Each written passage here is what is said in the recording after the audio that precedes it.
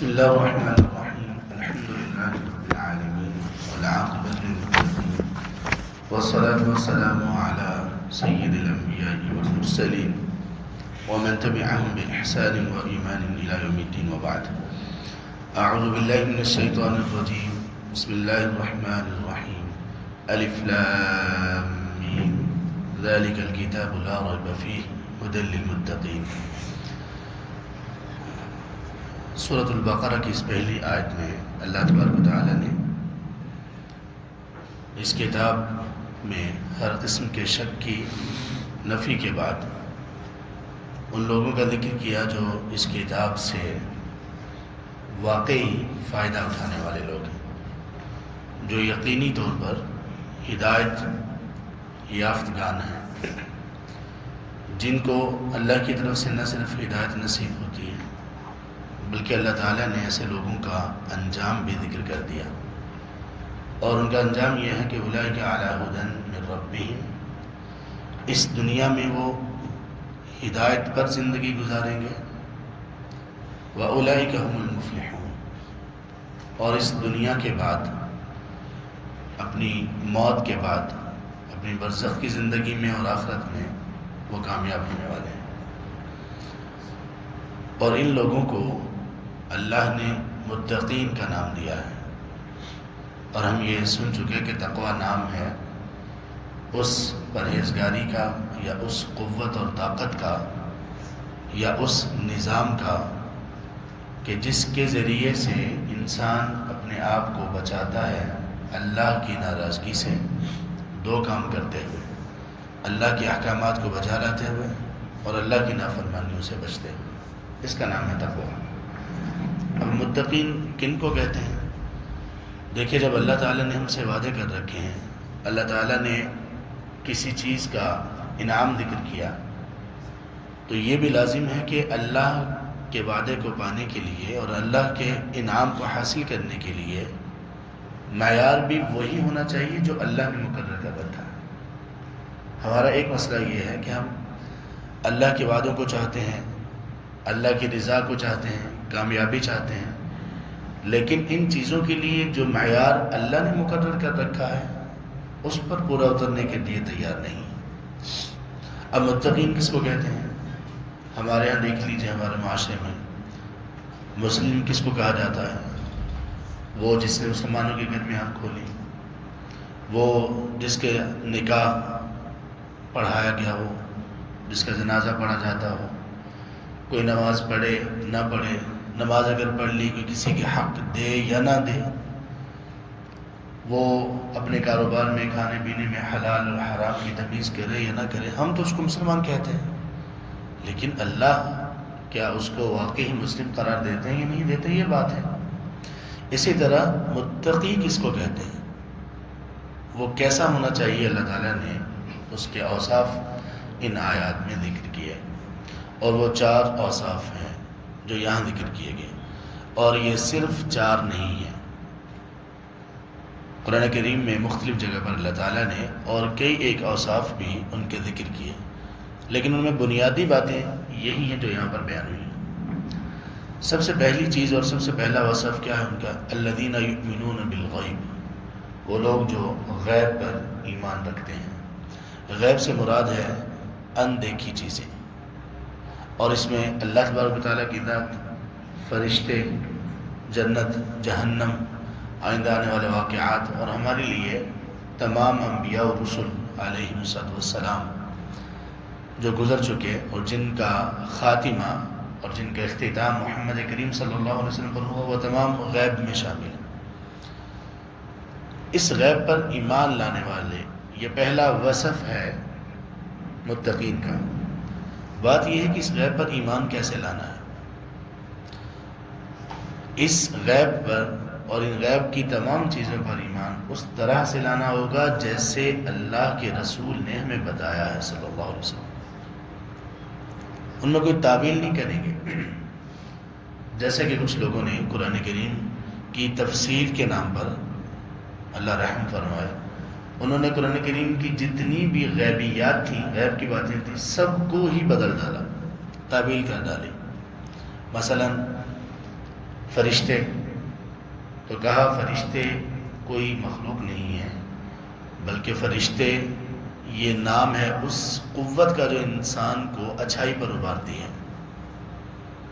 جنات، کہا جنات کوئی مخلوق نہیں ہے، بلکہ جنات کہتے ہیں ان لوگوں کو جو لوگوں سے دور گاؤں دیہاتوں میں رہتے ہیں، یا وہ درویشانہ زندگی گزارتے ہیں اور خیموں کی زندگی گزارتے ہیں، تو لوگوں کے سامنے کم آنے کی وجہ سے چونکہ وہ چھپے رہتے ہیں، تو وہ چھپے رہنے والے دیہاتی اور گاؤں کے لوگوں کو جن کہا جاتا ہے۔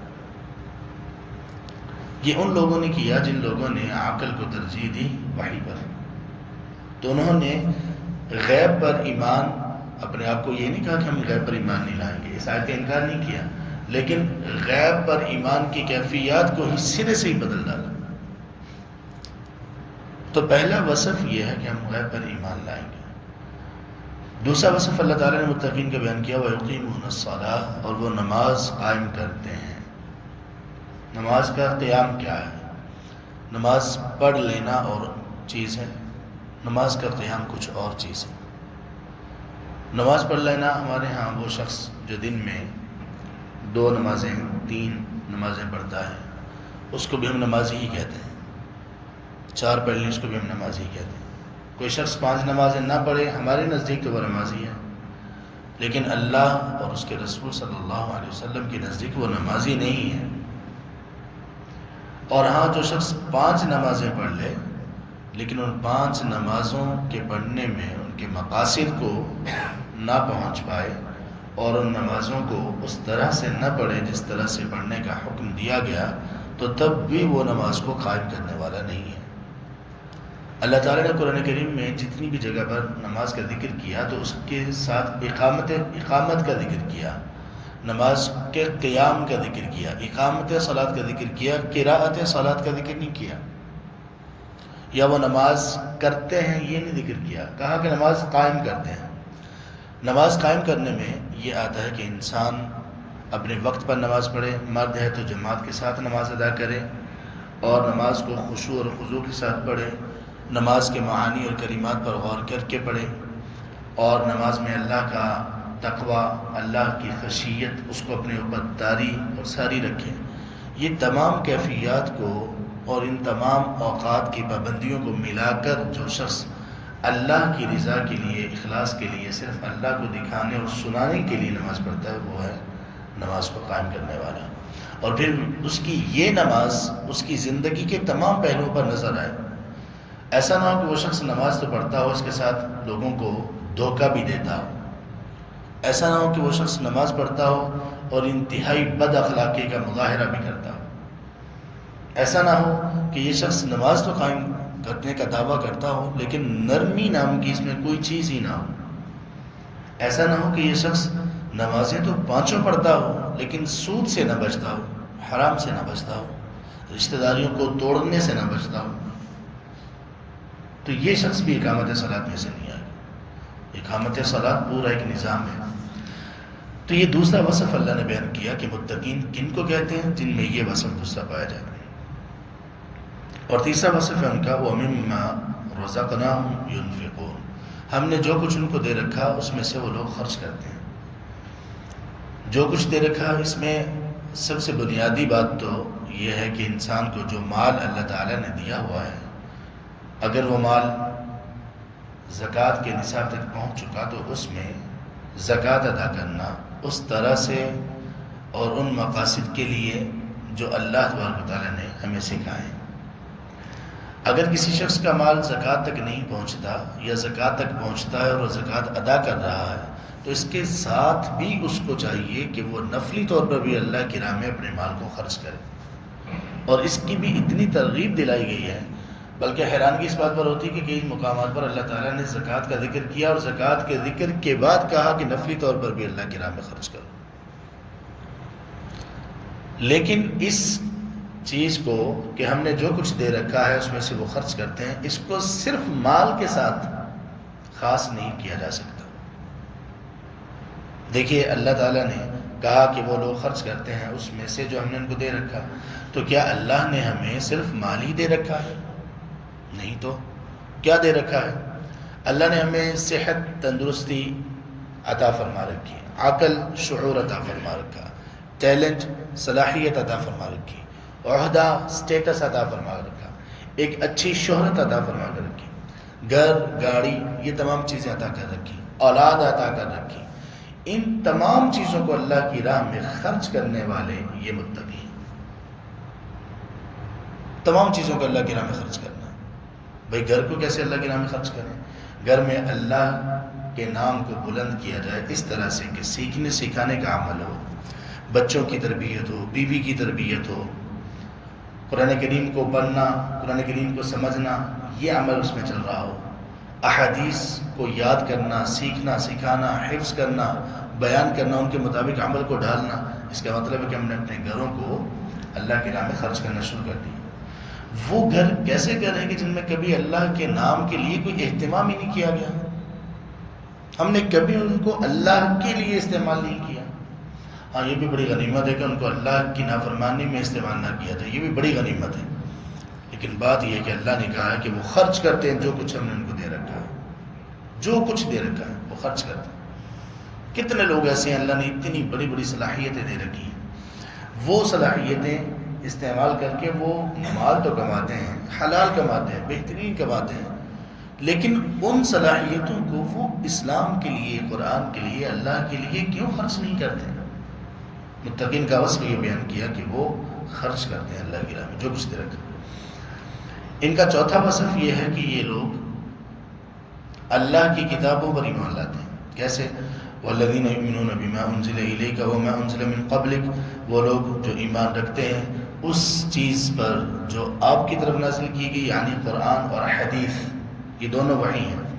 وَمَا أُنزِلَ مِن قَبْلِكَ، اور جو آپ سے پہلے نازل کی گئی یعنی کتاب اور حدیث۔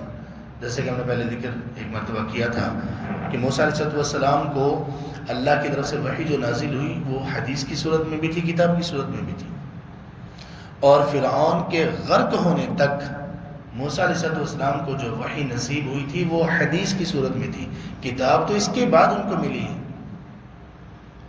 تو متقی کس کو کہا جاتا ہے؟ جو قرآن اور حدیث، انبیاء کی قرآن اور انبیاء کی حدیث دونوں پر ایمان رکھے کہ وہ دونوں ہی وحی ہیں۔ وَبِالْآخِرَةِ هُمْ يُوقِنُونَ، اور یہ پانچواں وصف، میں نے چار کہا تھا مگر پانچ ہے، پانچواں وصف ان کا اللہ نے یہ بیان کیا کہ وہ آخرت کا یقین رکھتے ہیں، یقین رکھتے ہیں۔ دیکھیے باقی تمام چیزوں کے ساتھ اللہ تعالیٰ نے ایمان کا تذکرہ کیا، آخرت کے ساتھ یقین کا تذکرہ کیا۔ آخرت میں پہلی چیز الذین یؤمنون بالغیب میں آخرت شامل ہے، الذین یؤمنون بالغیب میں آخرت شامل ہے۔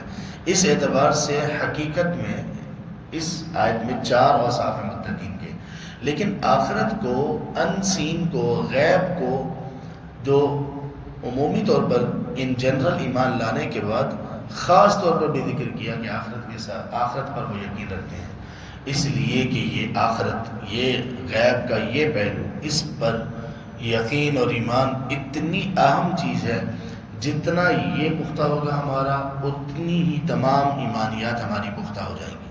اللہ پر ایمان اتنا پختہ ہوگا، غیب پر ایمان اتنا پختہ ہوگا، کتابوں پر، رسولوں پر ایمان اتنا زیادہ مضبوط ہو جائے گا، اور جتنا آخرت پر ہمارا ایمان اور یقین کم ہوگا، نمازیں اتنی کمزور، تعلقات اتنے کمزور، رشتہ داریوں کو ملانا اتنا کمزور، اللہ پر ایمان اتنا ہی کمزور ہو جائے گا، تمام چیزیں کمزور ہوتی چلی جائیں گی۔ یہی سبب ہے کہ اللہ تعالیٰ نے مکی زندگی میں جو تمام کی تمام آیات اور سور نازل کی، ان کا بنیادی مقصد کیا تھا توحید کے بعد؟ آخرت، کہ لوگوں کے دلوں میں آخرت کو پہلے ڈالا جائے کہ مرنے کے بعد بھی ایک زندگی ہے۔ تو جب یہ آخرت آئی تو دیکھیں کیسے لوگ کیا سے کیا بن گئے، اور اللہ تعالیٰ نے پھر ان کا انجام ذکر کیا، اولئک علی ھدی من ربہم، یہی وہ لوگ ہیں کہ اس دنیا میں یہ ہدایت پر زندگی گزاریں گے۔ کیا ہی بہترین لوگ ہیں کہ جن کو اللہ نے خود گارنٹی دے دی کہ یہ ہدایت یافتہ ہیں، اور پھر کہا یہ دنیا میں ہے اور آخرت میں کیا ہوگا، وہ اولئک ھم المفلحون، وہ کامیاب ہو جائیں گے، اللہ کی رحمت کو پا لیں گے، اور دنیا میں بھی یقیناً یہ کامیاب ہے، ہر اعتبار سے کامیاب ہے۔ اللہ ہمیں ایسے لوگوں میں شامل فرما دیں، آمین یا رب العالمین۔ سبحانک اللہم و بحمدک، اشہد ان لا الہ الا انت، استغفرک و اتوب